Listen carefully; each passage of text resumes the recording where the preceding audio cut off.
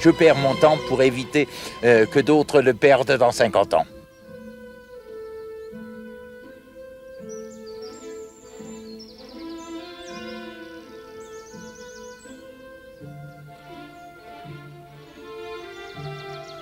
Oui, je suis alsacien, mais de langue maternelle française. J'ai par conséquent vécu dans les deux cultures, dans les deux systèmes scolaires. J'ai eu des classes des deux côtés, j'ai eu de l'université des deux côtés.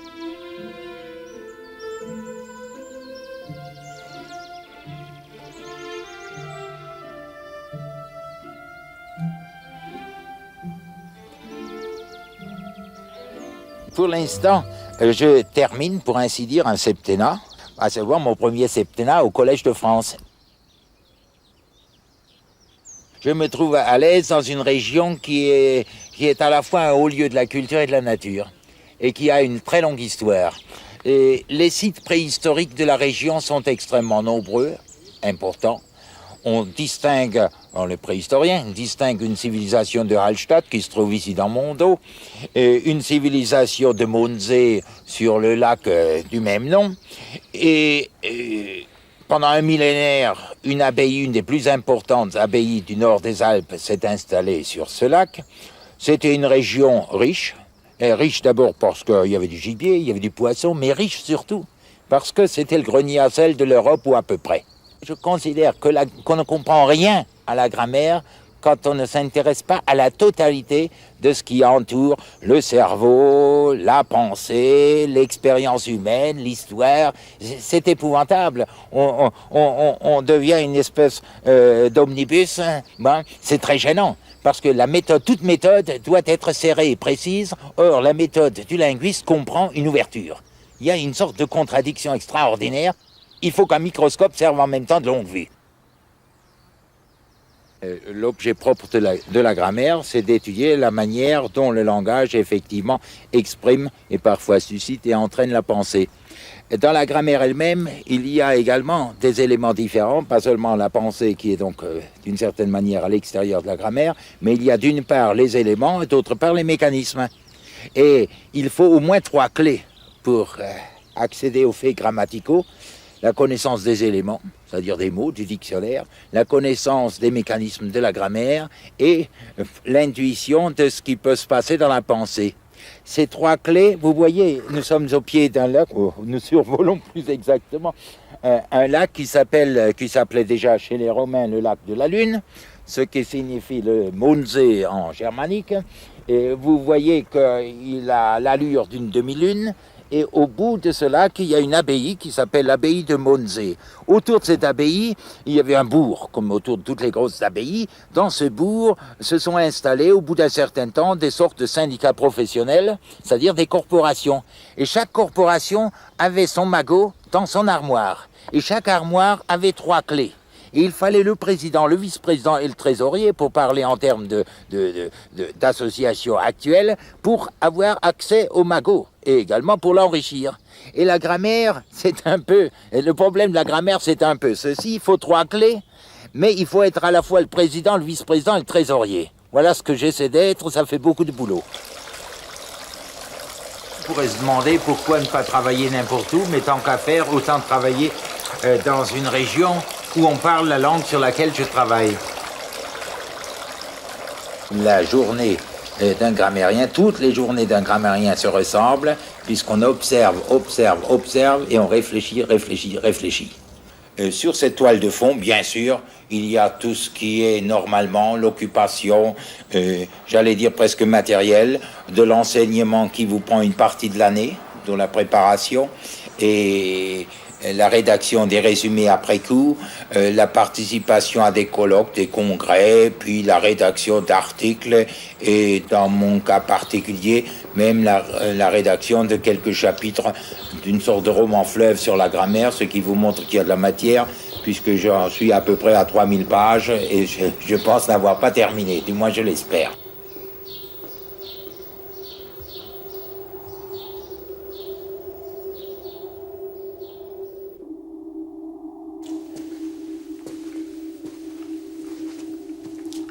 Cet univers symbolique est bizarre. Il représente un tout petit peu la tête du grammairien, mais surtout il est censé représenter un tas de choses, ce qu'on appelle les objets du grammairien. Ce sont des symboles que vous voyez. Or, un symbole, c'est une affaire, étymologiquement, c'est ce que ça veut dire, ce qui est voulu avec, c'est-à-dire c'est une affaire de bonne volonté. Il va falloir que cette soucoupe ne vous apparaisse plus comme une soucoupe, cette passerelle ne vous apparaisse plus comme un pont, et ces objets bizarres, enfin, on verra la suite dans un instant. Voilà donc notre cirque en déménagement. Commençons par la fin. Ce chapiteau, c'est une cocarde, c'est une soucoupe, c'est ce que vous voulez, c'est le verbe, et ce qui va avec le verbe. Et ceci est en fin de phrase. Vous allez me dire comment est-ce que l'allemand se débrouille pour mettre un verbe en fin de phrase. Eh bien, l'allemand construit différemment les subordonnés et les autres. Dans les subordonnés, il met le verbe en que d'énoncer. C'est la clé de l'allemand. À partir du moment où on a compris ça, on a compris le reste, on mettra quelque temps à rétablir l'intervalle. Si on faisait l'inverse, on n'y comprendrait vraisemblablement rien. Ou alors on trouverait l'allemand parfaitement irrationnel, alors qu'il est complètement rationnel. Il est même presque excessivement. Entre cette espèce de fin de train, qui est le verbe, et la tête de train, qui sont ces polyèdres réguliers, thématiques, qui disent ce de quoi on parle, il y a un intermédiaire qui relie les deux. Et sans cet intermédiaire, il n'y aurait pas de train. Cet intermédiaire, on l'appellera le phème, on pourrait l'appeler autrement, peu importe, on pourrait l'appeler l'intermédiaire. J'ai commencé par la fin. Pour faire le détail, je vais commencer, comme il se doit, par le commencement.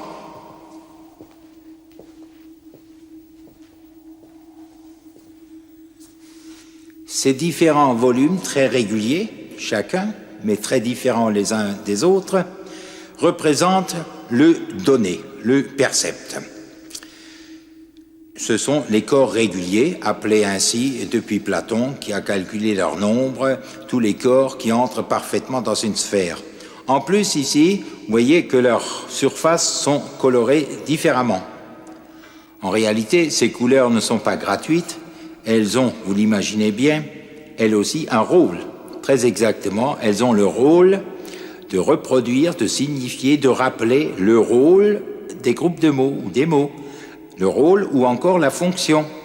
C'est ainsi qu'on peut donner la liste de différentes couleurs, liste qui rappellera ou qui ravivera les souvenirs de votre école primaire. Il y a le sujet, il y a l'objet, il y a tel type de complément, de lieu, de circonstances, de moyens, d'instruments, de finalités et que sais-je encore. Imaginons par exemple que parmi nos données thématiques, il y ait une barque. Pour cette barque, je vais faire changer de rôle. Je peux la prendre comme sujet, comme objet. Chaque fois, j'aurai une couleur différente. Et lorsque je change la couleur sur la surface de l'un des polyèdres, généralement, il y a des conséquences sur les autres. Exemple. Dans cette région, les pêcheurs se servaient de ce type de barque. Voyez les trois polyèdres. Regardez ce qu'ils deviennent maintenant. Cette région offrait aux pêcheurs ce type de barque.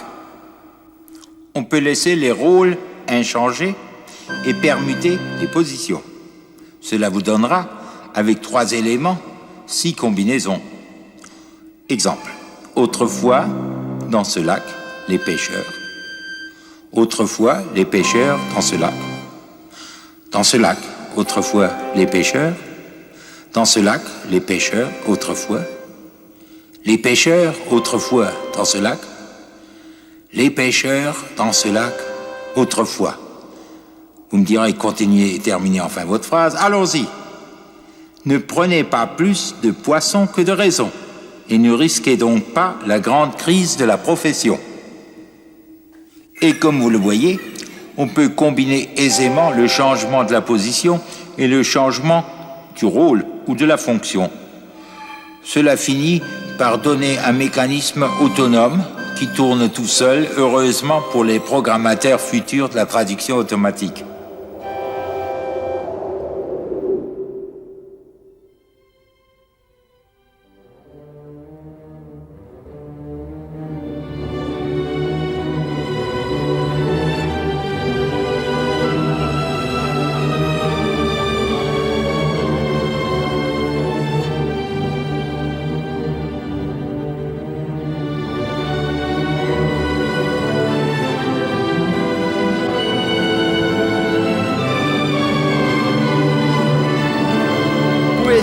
nous nous trouvons en ce moment. Sous ces polyèdres réguliers, on se demande si on se trouve dans un musée ou dans une église, dans une abbaye. En réalité, nous sommes bien au musée de Mondsee, mais nous sommes également en plein dans l'abbaye de Mondsee, ou plus exactement dans ce que fut l'abbaye de Mondsee, qui maintenant ne s'appelle même plus dans le parler des gens du bourg l'abbaye ou le couvent, le monastère, mais simplement et curieusement, depuis la Révolution française, le château. Nous sommes en réalité dans la bibliothèque de l'ancienne abbaye. Cette bibliothèque est le lieu où s'est élaborée l'écriture qu'avait demandé pour l'étendue de son empire Charlemagne. Charlemagne était outré du fait que d'abord la rentabilité des copistes qui travaillaient par dizaines était relativement faible pour couvrir un empire qui était en pleine expansion, et d'autre part, la diversité des écritures était telle qu'on n'arrivait pas à lire assez rapidement. Il fallait s'habituer pratiquement à la main au style de chaque copiste. Il a par conséquent demandé de rationaliser l'écriture de manière à tripler la production par copiste et de manière également à rendre la lecture plus aisée. Il est extrêmement curieux pour un esprit moderne, ou mettons habitué à l'informatique, de voir de quelle manière l'écriture a été rationalisée. L'écriture carolingienne, ce n'est pas un arrangement caractère par caractère, stylisé pour lui donner un petit goût comme ça à passe-partout, mais au contraire, c'est la recomposition de l'écriture à partir d'un certain nombre d'éléments extrêmement simples, d'arrondis et d'angles, disposés d'une manière aisément perceptible.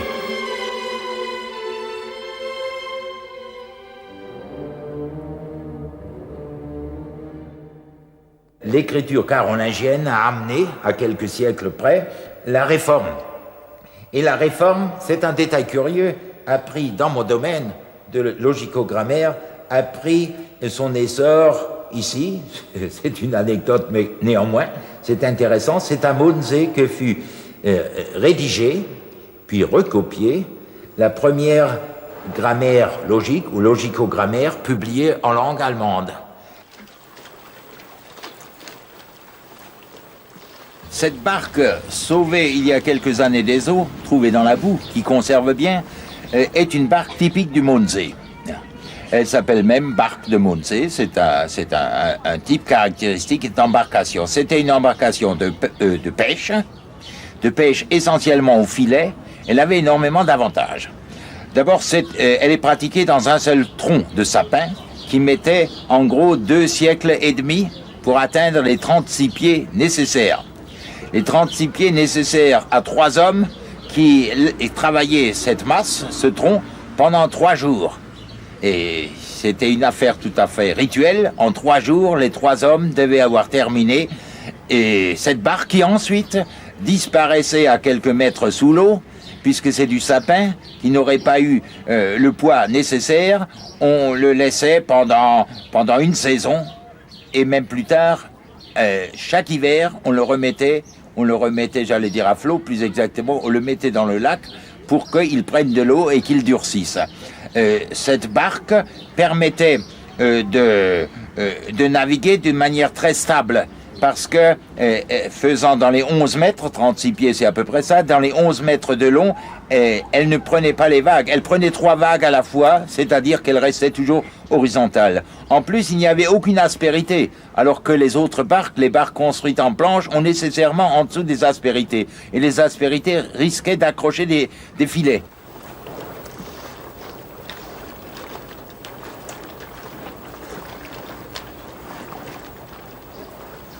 Un musée en soi, on se demande ce que cela peut bien signifier. Lorsque nous contemplons des objets de musée, nous ne savons pas exactement si c'est la réalité ou la signification, si c'est le rôle ou si c'est la pièce elle-même.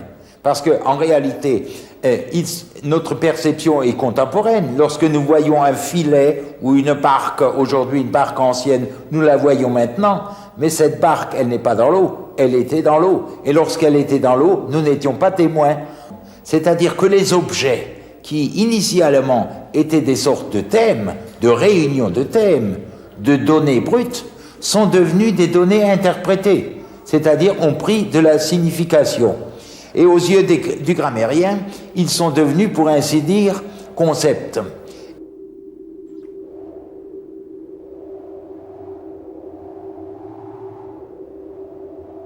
Comme vous le voyez, je mets du temps à remonter le petit train pour arriver à cette locomotive qui se trouve en queue de train.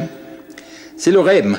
Il a l'air petit, il a l'air réduit à une seule image. En réalité, il y a un ensemble de couronnes qui entourent un centre et l'ensemble de toutes ces parties successivement présentées est finalement au moins aussi long, généralement, que les données thématiques qu'on avait vues un peu plus tôt.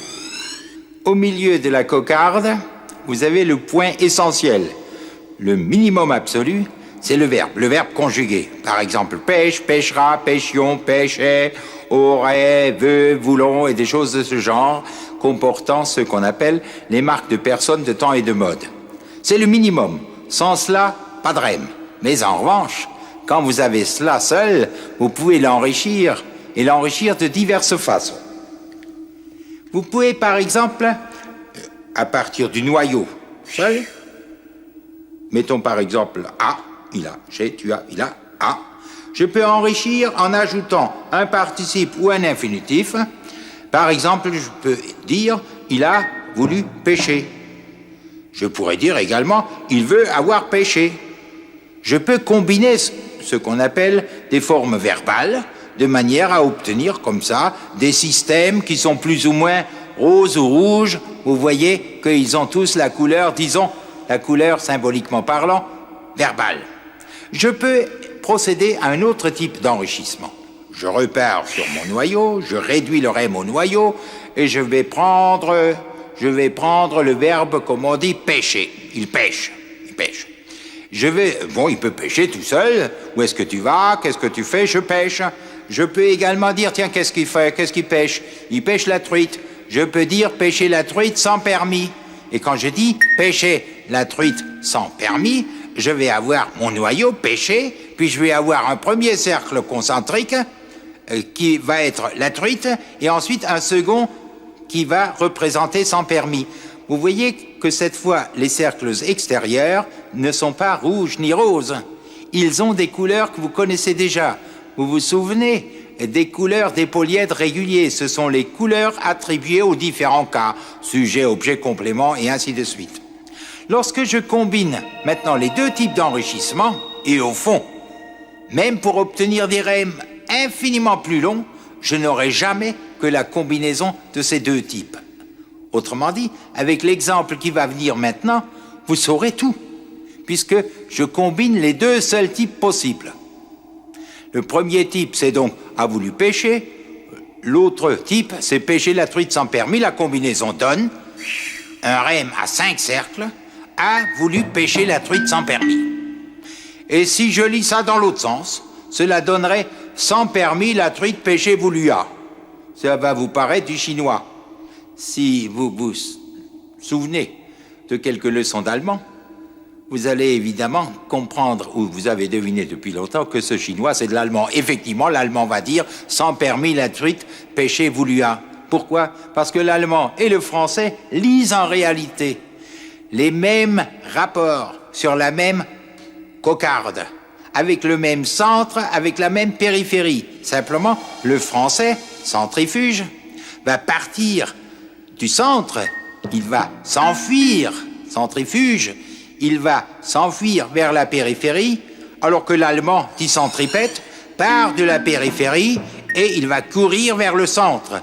Il va par conséquent dire effectivement, sans permis, la truite pêchée voulu a.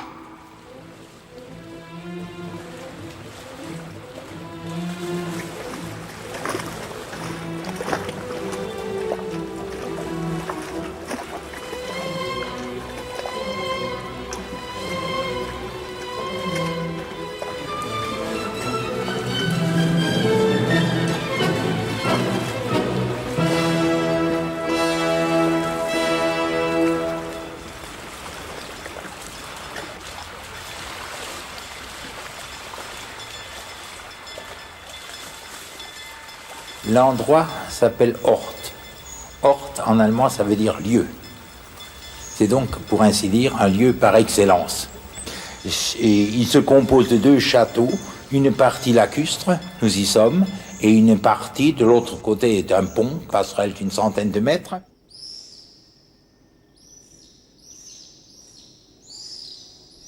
Lorsque vous dites « hélas » ou « vraisemblablement » ou « nécessairement » ou « comme chacun sait » ou « pas du tout » ou « pas encore », et en allemand, toutes ces expressions se placent très facilement. Ils se placent entre l'ensemble des données qui composent le percept, on a dit tout à l'heure le château terrestre, et le concept, à savoir le château lacustre, exactement comme le pont se trouve être entre les deux. Le rème, c'est le vieux mot pour le prédicat. Le prédicat, ça ne veut pas dire grand-chose non plus. Souvent, on parle du groupe verbal. Par exemple, aller à la pêche, ou pêcher à la ligne, ou préférer pêcher à la ligne. Vous voyez, tout ceci, c'est un peu comme des mots composés, des verbes composés.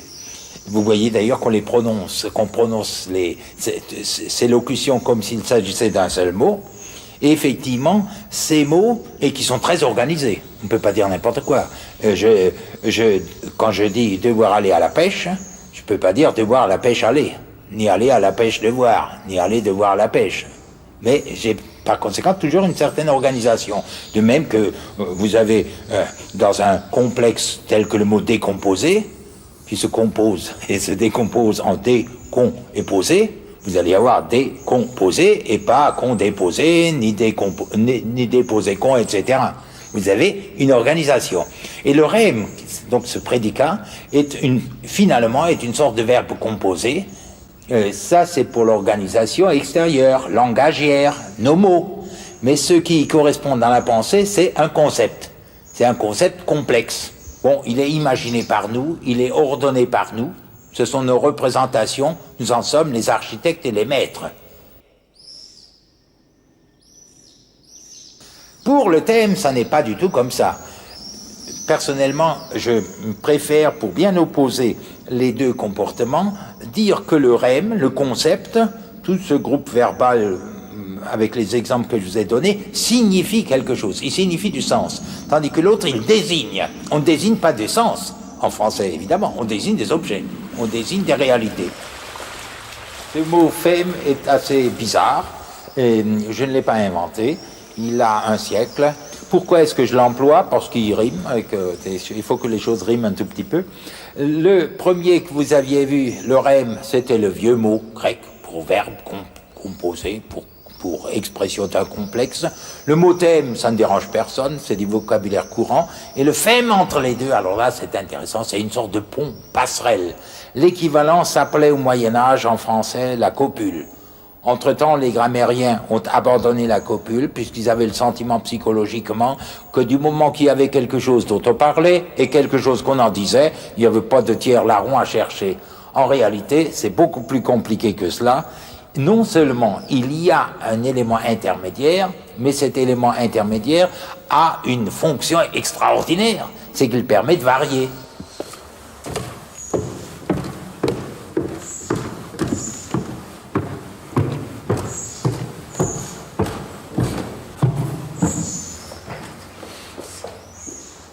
L'allemand est formidablement simple, mais pour s'apercevoir qu'il est simple, il faut, pour ainsi dire, ne pas avoir de lunettes sur le nez. Il faut aborder la chose sans préjugés. Regarder exactement les fonctions statutaires, s'apercevoir qu'il y a le percept et qu'il y a de l'autre côté le concept et qu'entre les deux, il y a la passerelle.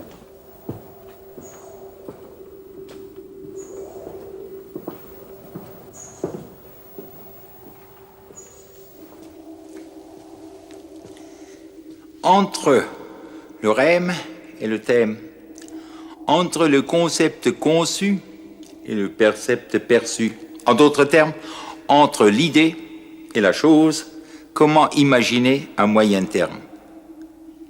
Quelque chose qui ne serait ni idée ni chose, on ne voit pas ce que cela pourrait être. Serait-ce une idée, serait-ce une chose? Mi-idée, mi-chose, comme une chauve-souris, on ne trouve pas. Il suffit en réalité, au lieu d'essayer d'imaginer, d'observer ce que le langage nous montre. Ce qu'il nous montre, c'est effectivement un tiers, un arbitre entre ces deux parties totalement différentes, que sont l'idée et la chose.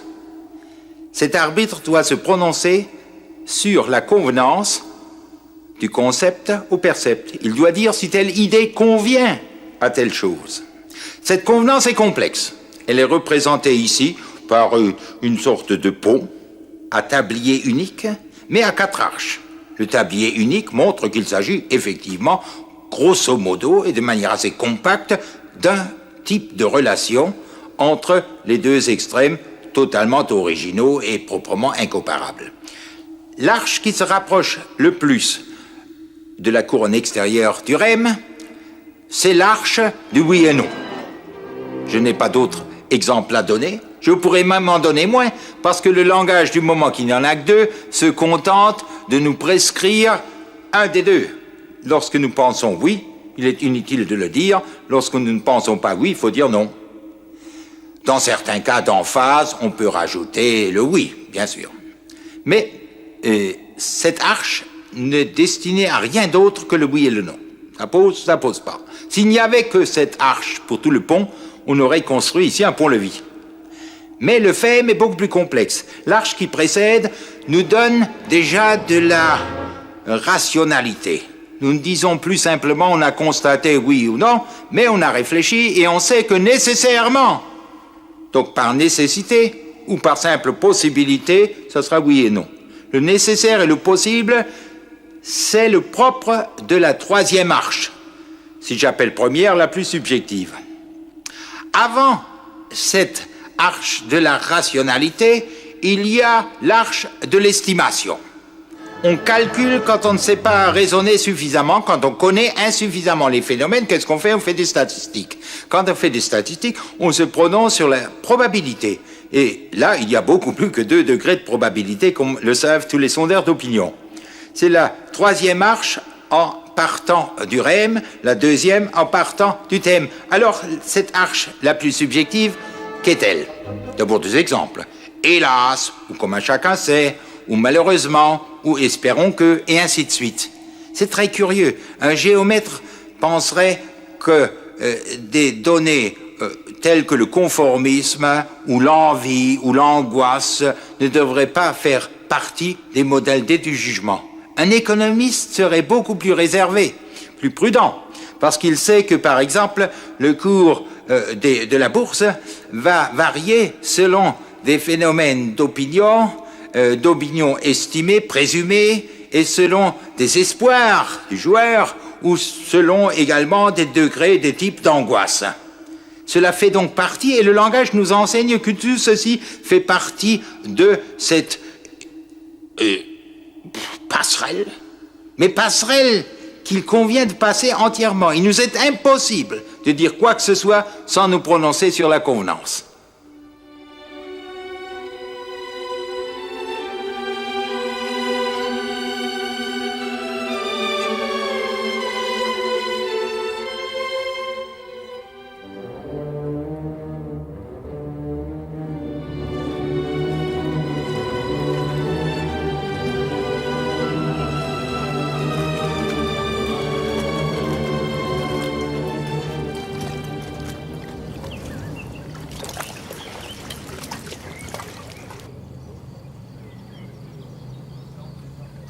La grammaire, au sens où je l'entends, et c'est un peu particulier, elle inclut les rapports avec la pensée. Et certains disent qu'il n'y a pas de pensée en dehors du langage, et que le langage serait une sorte de grosse machine dont il sort un effet sur nous que nous appelons la pensée. Alors, c'est assez intéressant. Lorsque nous nous mettons à étudier des textes, c'est qu'effectivement, on se demande parfois comment déchiffrer un texte. Parfois, on se dit, il y a dans le texte beaucoup plus que ce qu'on en a perçu du premier coup. Ce qui fait qu'on aurait l'impression qu'il y a plus de pensée dans le langage qu'ensuite dans le cerveau de celui qui interprète. C'est une expérience commune. Maintenant, l'inverse. En admettant qu'il y ait beaucoup plus de sens dans un texte que ce qu'on y voit, il faut bien que quelqu'un ait commencé par mettre plus que ce qu'on y voit. Alors, on peut se demander si le langage, non plus comme langage perçu, mais comme langage produit, est, lui, un autre mot pour la pensée ou non. Si on n'admet pas de différence du tout, on peut admettre, ou on est conduit à admettre, qu'il y a de la pensée sans langage. Ça se discute, il y a des gens qui considèrent que c'est inconcevable. Est-ce qu'il peut y avoir du langage sans pensée? Un humoriste dirait c'est trop évident et je n'ose insister. Il y a un tas de locutions, il y a un tas de manières de causer qui ne font que meubler. Donc, d'une manière ou d'une autre, on est bien obligé d'admettre une différence entre le langage et la pensée. D'abord parce que le langage en soi n'existe pas. Il existe telle ou telle langue. Or, on peut toujours traduire un texte d'une langue à l'autre. Et si on peut traduire le texte d'une langue à l'autre, bien entendu, on veut que le contenu reste identique, le plus identique possible. Mais le contenu, dans ce cas, évidemment, c'est la pensée. Et ce n'est pas une partie de ce langage.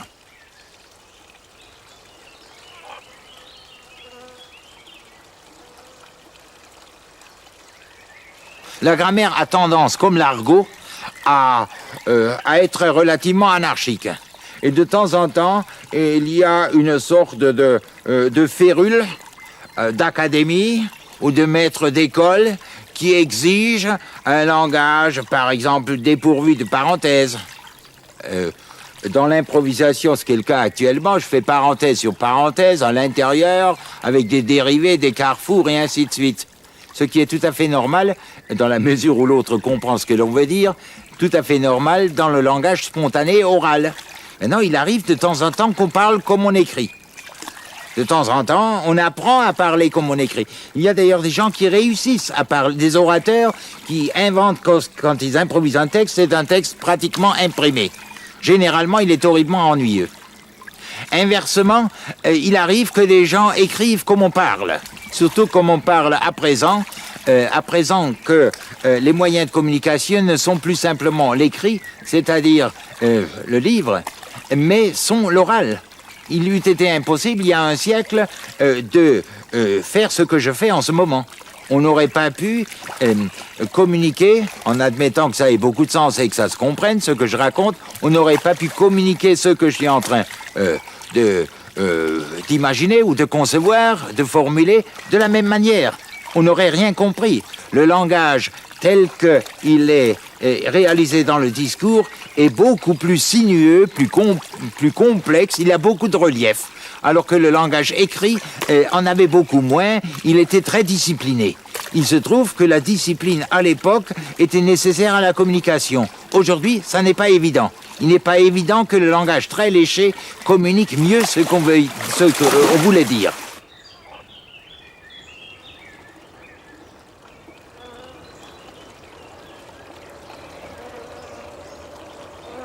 Que font les animaux qui parlent d'une certaine manière? Et non seulement qui parlaient, mais qui parlent. N'importe quel spécialiste du comportement animal saura très bien, et n'importe qui regarde un animal et qui connaît certains animaux, les siens par exemple, sait très bien que l'animal sait se faire comprendre. Allez, viens, je te fais rien. Je te fais rien. Je te fais rien. Voilà, je te fais rien. Allez, hop ça. C'est bon? Allez, on remet ça. Il n'est pas mauvais. Hein, tu vois? Zéro qui pense. Je m'en vais.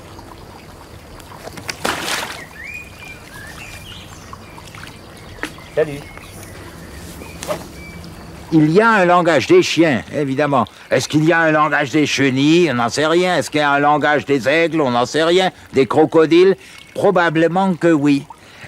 On n'arrive pas encore à différencier les propos. On commence à le faire pour les dauphins, par exemple. Est-ce qu'il faut dire que par derrière, ce qui est exprimé dans le langage peut être appelé pensée? Maintenant, dans la mesure où on va dire que tout terme opposable au langage c'est de la pensée, autant l'appeler pensée. Et dire la pensée des dauphins, la pensée des poissons, etc. Mais dans la mesure où on parle de pensée au sens spécifiquement humain, on est quand même très gêné.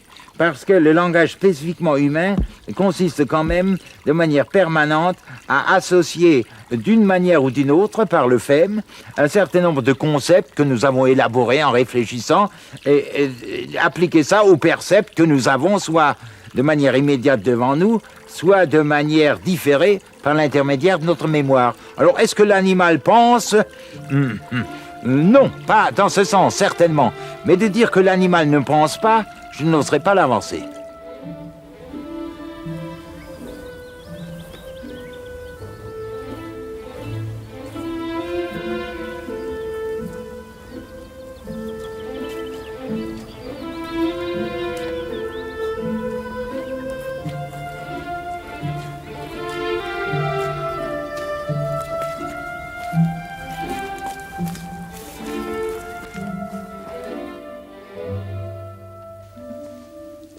Des trois clés de la syntaxe allemande, vous connaissez à présent parfaitement la première, c'est la disposition de notre petit train sur sa voie de garage, thème en tête, rem en queue, fem au milieu. Vous allez voir maintenant à quoi correspond la seconde clé. Lorsqu'on veut dire quelque chose, proposer, lorsqu'on veut parler sérieusement, on l'annonce. Ce signal consiste à déplacer le centre du rem en tête du train. En avançant en tête du train, vous créez un espace, disons, d'ouverture, dont nous parlerons plus tard.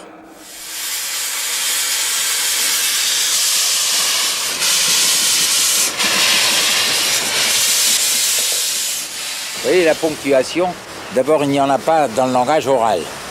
Ou alors, il y en a, c'est comme on veut. Autrement dit, il n'y a pas de virgule, pas de parenthèse, pas de trait d'union, mais il y a énormément, il y a du modelé comme dans la musique. La parole ne se livre pas recto tono, comme si je parlais comme ça, comme on écrit, comme on imprime. Autrement dit, dans le langage réel, il y a du modelé, il y a des rapidités, il y a des césures, des attentes, il y a beaucoup de relief. Il y a un monde entre le langage et sa notation. Par exemple, de noter ça sur une ligne, au lieu de le noter en montagne russe, de le noter toujours de gauche à droite, et pas comme on le faisait dans le temps pour des raisons d'économie, on partait de gauche, on partait à droite, et on ne coupait même pas entre les mots. Donc vous voyez, la ponctuation n'était pas toujours la même, puisqu'on ne faisait pas toujours les trous, les intervalles entre les mots, pas non plus les intervalles entre les phrases. Il fallait, vous rendez compte, la difficulté de lire, imaginez un texte quelconque de Victor Hugo, écrit sans intervalle entre les mots et entre les phrases. C'est absolument extraordinaire. Maintenant, le rôle de la ponctuation n'est pas le même dans toutes les langues. Cela dépend de la manière dont est résolu le problème de la position des termes. Vous avez bien vu, à propos des éléments thématiques, qu'en français ils se trouvent être dispersés, alors qu'en allemand, ils sont tous réunis.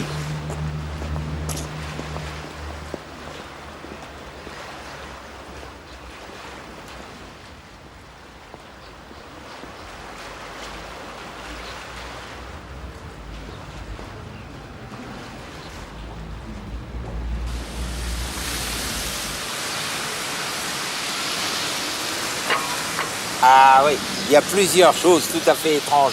D'abord, vous voyez qu'au lieu d'avoir une longue ligne, on a plusieurs lignes. C'est déjà intéressant. Non seulement on a plusieurs lignes, mais les lignes sont courtes. Par conséquent, vous avez, comme ici en haut, un mot coupé en deux.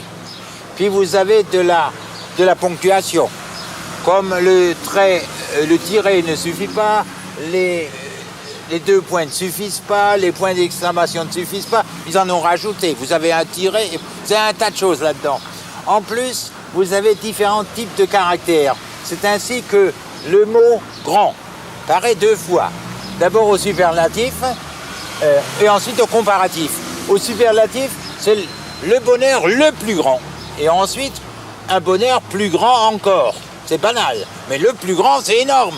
Raison pour laquelle le mot le plus grand, Größtes, est écrit en gros caractères. Vous voyez ce que je vous ai dit tout à l'heure sur la musique qui parle en réalité, des choses que l'on perd normalement dans l'impression. Ici, ils ont essayé de ne pas le perdre. Ce qui fait que le mot mis en relief, c'est le mot grand quand c'est le plus grand. Mais quand il est moyennement grand, il est écrit en caractères normaux. Deuxièmement, si vous prenez cette devise du fondateur de la station balnéaire, si je la traduis mot à mot, on dit que le bonheur suprême sur Terre, c'est d'avoir la santé. Je dis non, dit le médecin, c'est un bien plus grand bonheur que de regagner la santé, de redevenir. Donc vous voyez, entre avoir ou dans ce cas être en bonne santé et redevenir en bonne santé, il a essayé de traduire l'opposition.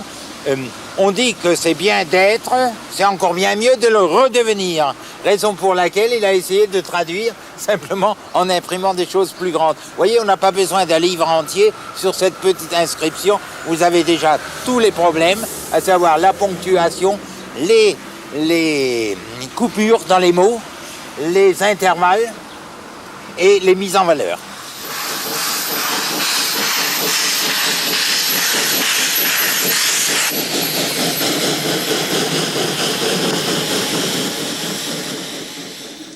Autrefois, les gens d'ici pouvaient sans doute pêcher sans permis dans ce lac. Si un Allemand veut dire ça, il va avoir certaines procédures à appliquer. Cela a l'air compliqué, mais avec les 3 clés que vous connaissez, il est assez facile de s'en tirer. Première clé, vous disposez les éléments de la triade. Les données thématiques en tête, le pont, la passerelle thématique, ensuite, et à l'autre extrémité, le rem, avec son noyau. Ce noyau, le verbe conjugué, c'est la seconde clé, vous allez le mettre devant le reste. Et devant, c'est maintenant la 3e clé, devant ce noyau conjugué, vous allez meubler l'ouverture. Vous allez créer une sorte de prélude, de prologue, en utilisant un des éléments de la phrase. Nous allons faire quelques expériences. Admettons d'abord que l'on veuille commencer pour plusieurs raisons par une donnée thématique telle que autrefois. On va donc prélever dans le thème autrefois et le mettre en tête d'énoncé. Ceci donne autrefois pouvait, dans ce lac, les gens d'ici, sans doute, sans permis, pêcher. On pourrait, et on peut, préférer l'ouverture par le phème, par exemple pour mettre la chose en valeur. Ouvrir par sans doute, cela donnera ceci. Sans doute pouvaient, autrefois dans ce lac les gens d'ici, sans permis pêcher. On peut même commencer par le verbe, dit le verbe principal, c'est-à-dire le verbe non conjugué. Ça donnera ceci. Pêcher pouvait, autrefois, dans ce lac, les gens d'ici, sans doute, sans permis. On peut faire comme tout le monde et commencer par le sujet, comme tout le monde pense que tout le monde fait, à savoir par les gens d'ici. Cela donnera presque des Français. Les gens d'ici pouvaient autrefois, dans ce lac, sans doute, sans permis, pêcher. L'allemand peut également prendre des morceaux plus étoffés. Dans la cocarde rématique, par exemple, sans permis pêcher. Cela donnera sans permis pêcher. Pouvaient autrefois les gens d'ici, sans doute. On peut également avoir envie d'ouvrir par rien du tout. C'est-à-dire de faire ou de ne pas faire une phrase. Comment est-ce qu'on peut faire sans faire une phrase en posant une question. Le français dira « Est-ce que les gens d'ici, etc. » L'allemand va tout simplement dire « Je ne sais pas, je ne commence par rien du tout. » Plus exactement, je passe immédiatement au second à la forme conjuguée. Cela donnera « Pouvait ». Autrefois, les gens d'ici, dans ce lac, sans doute, sans permis pêcher. Enfin, on peut avoir envie de faire une phrase, une déclaration, sans privilégier tel ou tel membre de la phrase. À cette fin, on utilisera, parce qu'il faut bien occuper l'ouverture, on utilisera un impersonnel il, en allemand es. Ça donnera il pouvait, autrefois, les gens d'ici, dans ce lac, sans doute, sans permis, pêcher.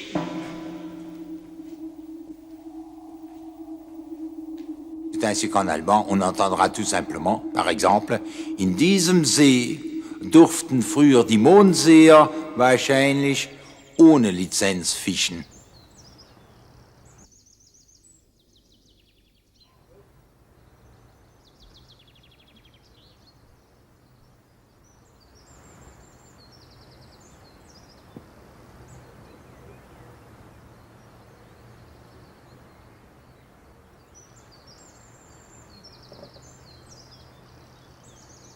Et rien ne m'a conduit là où je suis.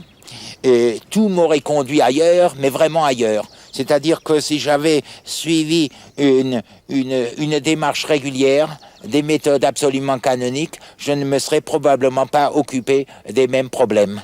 Ce qui fait que je me trouve un tout petit peu, ce qui est normal, au collège c'est même pour ainsi dire la règle, en marge, en espérant être, parce qu'on peut être, il y a des marges à droite et à gauche dans la science, j'espère être en marge là où elle se fait et pas là où elle s'est faite dans le temps.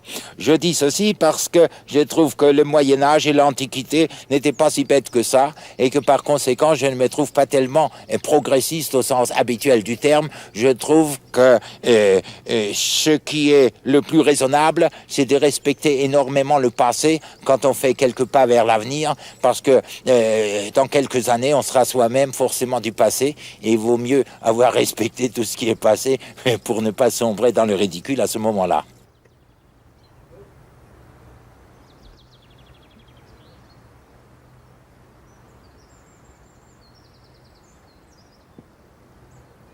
Jusqu'à présent, on a parlé beaucoup du présent, un peu du passé, mais pas encore de l'avenir.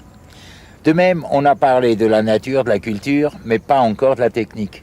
Or, ce qui m'intéresse plus exactement, ce à quoi mon travail devrait servir, s'il a des chances de servir un jour, peut-être même un jour prochain, c'est la maîtrise de l'analyse. C'est-à-dire, j'aimerais pouvoir réextirper la troisième clé, la pensée des textes, pour éventuellement m'en servir pour traduire la même pensée dans une autre langue, ou pour traduire la même pensée en la résumant dans ce qu'on appellerait aujourd'hui une contraction de texte, ou encore l'alimentation d'une base de données. Tout ceci suppose que les textes puissent être analysés et que la pensée qui s'y trouve enfermée, d'une certaine manière, en soit libérée. Vous imaginez que c'est extrêmement compliqué parce que l'amalgame dont on a parlé pendant un certain temps, des éléments du puzzle, de la combinatoire et d'autre part du sens et de la pensée est tel qu'il est extrêmement difficile de refermer, ou plus exactement, il est plus difficile d'ouvrir avec une seule clé que de fermer avec une seule clé. Imaginez l'armoire dont on a parlé, cette fameuse armoire à 3 clés. Il faut 3 clés pour l'ouvrir, mais une suffit pour la fermer. Et mon problème consiste à éviter que n'importe laquelle de ces clés, de ces 3 clés, ne referme l'armoire au moment où il faudrait pouvoir l'ouvrir et sortir ce qui est dedans pour le transformer, soit d'une langue à l'autre, soit dans la même langue, en nourrissant des bases de données. Parce qu'il est bien évident que d'ici un siècle, on ne pourra et de loin pas lire tout ce qui sera produit. Il faudra d'une manière ou d'une autre avoir un lecteur intermédiaire, non pas qui remplace l'homme, mais qui lui évite un certain nombre de temps perdus. Au fond, je perds mon temps pour éviter que d'autres le perdent dans 50 ans.